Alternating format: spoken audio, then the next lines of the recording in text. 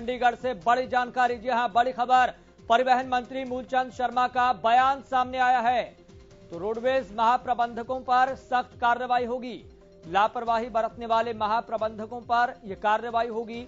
हड़ताल के दौरान बसें कम चलने से सरकार सख्त होती हुई दिखाई दे रही है और सरकार ने ऐलान भी कर दिया है कि महाप्रबंधकों पर कार्रवाई की जाएगी। सरकार जनता की परेशानी को बर्दाश्त नहीं करेगी, क्योंकि देखा यह गया कि 2 दिनों का भारत बंद था, चाहे बात पहले दिन की हो या फिर दूसरे दिन की यानी कि आज की हो। कई जगहों पर इसका ज्यादा असर देखने को मिला तो कहीं पर कम असर देखने को मिला है, लेकिन इससे हुआ यह है कि कई जगहों पर बसेस नहीं चली हैं, जिस वजह से यात्रियों को खासी दिक्कतों का सामना करना पड़ा है। और इसको लेकर प्रदेश के परिवहन मंत्री एक्शन मोड में नजर आ रहे हैं और इसी का ही नतीजा रहा कि पत्रकारों से बातचीत कर परिवहन मंत्री मूलचंद शर्मा ने बयान दिया है। उन्होंने कहा कि रोडवेज महाप्रबंधकों पर सख्त कार्रवाई होगी। लापरवाही बरतने वाले महाप्रबंधकों पर कार्रवाई होगी। हड़ताल के दौरान बसें कम चलने से सरकार सख्त है। सरकार जनता की परेशानी को बर्दाश्त नहीं करेगी। ये बात कही प्रदेश के परिवहन मंत्री मूलचंद शर्मा ने। उन्होंने कहा कि हरियाणा रोडवेज गरीब आदमी का जहाज है। रोडवेज के बेड़े को और बढ़ाया जा रहा है। जल्द ही 2000 नई बसों को शामिल किया जाएगा। सरकार इलेक्ट्रिक बसों को चलाने पर भी विचार कर रही है।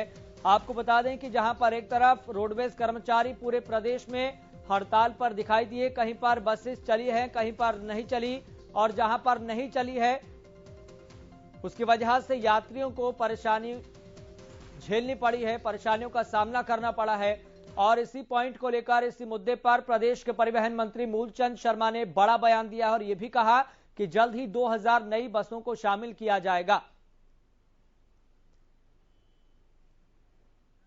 ज्यादा जानकारी के साथ मेरे सहयोगी रवि कालीरमन जुड़ गए हैं। रवि कालीरमन, और क्या क्या कुछ कहा परिवहन मंत्री मूलचंद शर्मा ने, क्योंकि प्रदेश में भी खासा असर देखने को मिला है भारत बंद का, कहीं पर ज्यादा है तो कहीं पर कम। बिल्कुल, देखिए, इस प्रकार से 28 और 29 मार्च को हड़ताल का आह्वान किया गया था।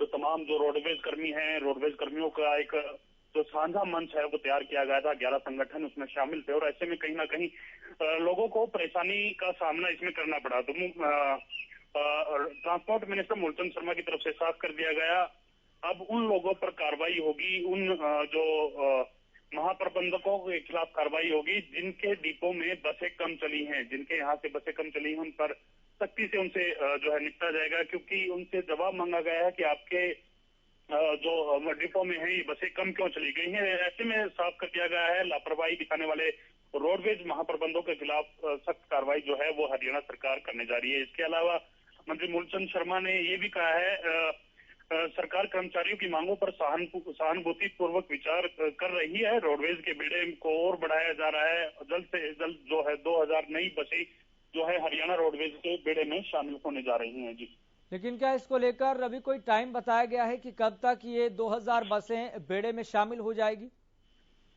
देखिए, खरीद की जो प्रक्रिया है वो शुरू हो चुकी है और इस प्रकार की कोई डेडलाइन जो है वो नहीं रखी गई कब तक जो है बेड़े में शामिल होंगी। लेकिन ये जरूर कहा जा रहा है कि जल्द से जल्द 2000 नई जो बसें हैं वो हरियाणा रोडवेज के बेड़े में शामिल होंगी और इसके अलावा 19 बसें जो वोल्वो बसें हैं वो हरियाणा सरकार के बेड़े, हरियाणा रोडवेज के बेड़े में शामिल होने जा रही हैं। ठीक है रवि, बहुत बहुत शुक्रिया जानकारी साझा करने के लिए। तो प्रदेश में जो हालात पिछले 2 दिनों से बने हुए हैं उसको लेकर प्रदेश के परिवहन मंत्री बारीकी से अपनी नजर बनाए हुए हैं। पत्रकारों से बातचीत करते हुए उन्होंने बसों को शामिल करने की बात भी कही और ये कहा कि महाप्रबंधकों पर हम कार्रवाई करने जा रहे हैं जिनके डिपो में कम बसें चली हैं।